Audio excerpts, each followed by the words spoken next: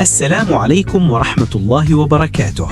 اليوم موعدنا مع مواجهة قوية ومثيرة تجمع المنتخب الجزائري بنظيره غينيا الاستوائية ضمن الجولة الثالثة من دور المجموعات في كأس إفريقيا 2025 المقامة في المغرب، حيث تلعب المباراة اليوم على أرضية ملعب الرباط، وتنطلق صافرة البداية على 5:00 مساء بتوقيت المغرب والجزائر، 6:00 مساء بتوقيت السعودية.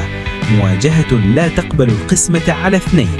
محاربو الصحراء يدخلون اللقاء بكل قوة من أجل الحسم والتأهل، والمباراة ستكون منقولة مباشرة على قنوات BN Sports الناقل الحصري في العالم العربي، إضافة إلى القناة الجزائرية الأرضية.